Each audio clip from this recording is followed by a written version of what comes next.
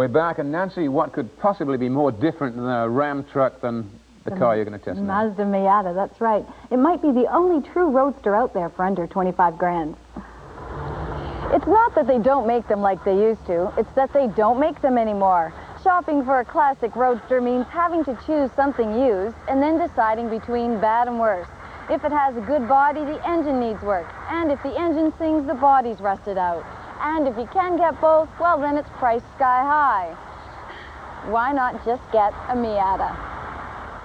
More fun than bungee jumping naked, this responsive little roadster is the ultimate feel-good car. It feels good stick handling your way through rush hour lane changes, parallel parking, heading down the highway, and especially cruising through those curvy bits. Now, if feel good doesn't sound technical enough to you, well, here's what Mazda officially call it: Kansai engineering. In their words, our deeply held philosophy that a car must go beyond merely, but for many cars, the feel-good factor remains an elusive thing. So how did the Miata hit the mark?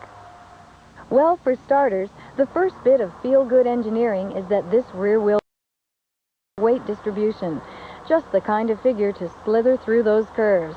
A special frame design to everyday driving, that means there's little vibrating and before they decided on this choice roar.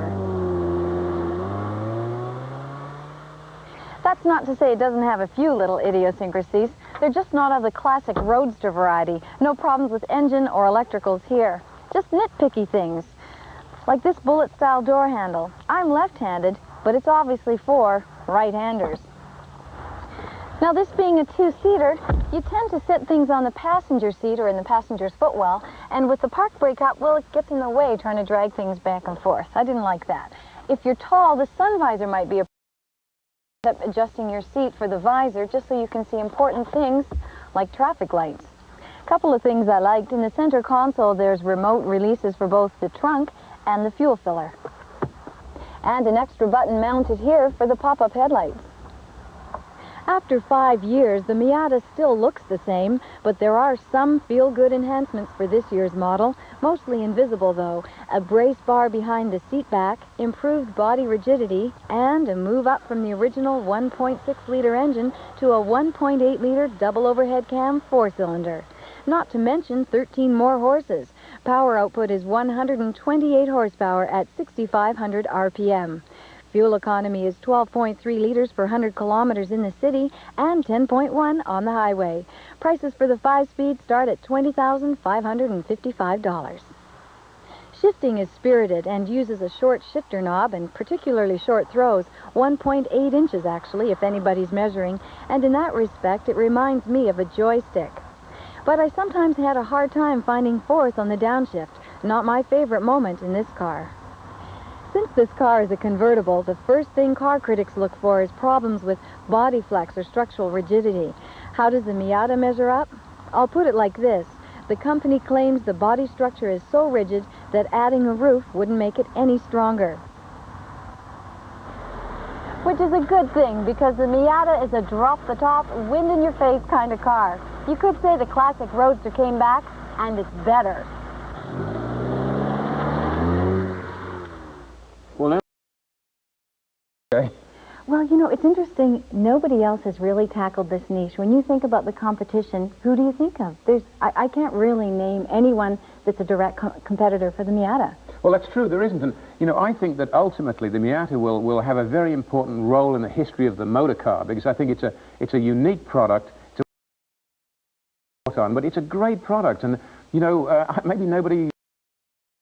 engine. I'm not really sure about the change there. I didn't feel much behind the wheel myself. I suppose if you're on a track racing, you might notice a little difference in the 0 to 60, but there wasn't a big difference to me driving it. It's not a huge difference. There's a little bit more snap there, I think. You know, I mean, I did a lot of miles on the older ones, and, you know, I just felt a little bit more urge, but it's not tremendous. And I'm not one of these people, by the way, that wants a V6 in one of these cars. No. I think it's great the way it is, and I think that that if they try to change this and submit to some automotive journalist request to have more and more power, it spoils the character of the car. Yeah, we've heard about monster Miatas where they've put the Mustang 5-liter into them. People can do that, but I'm glad that Mazda has stayed with it. It's pretty much the same car it was a few years ago, and I say, why tamper with perfection? It's a great little package. Well, absolutely. You know, getting into one of these cars is so great because everything's in exactly the right place.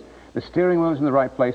I mean, there's an old, well-used expression that automotive journalists use about the gear shift lever being falling easily to hand. Okay, well, this one really does fall easy to hand. Everything about this thing is great. Well, the handling is what I would describe as intuitive. It knows what it's going to do. It's at the same time, it's a driver's car, but there's that intuitive feel. It just rolls with the curves, and it's just wonderful One of the to things drive. that I believe about a car like this, you know, you find yourself a twisty road, you can have a lot of fun with a Miata without exceeding the speed limit. That's right. You don't have to drive it too fast. It's so agile and nimble. You get the top off, as you did in the pictures there, and I mean, you feel like you're going faster than you are anyway, right? Yeah, the wind's that's blowing right. around and so well, on. and that's the whole point of this car. It's fun. You know, we mentioned Kansei engineering, which is feel good. The whole concept is fun, and it's really not a one-only car. If you're a family and this is a car you're looking at, forget it. This is not going to, you know, meet all your requirements. But if it's a second vehicle, well, you can have a lot of fun. You know? It's a good second car, of course, yeah. I mean, it's great for those people who can afford to have a station wagon or a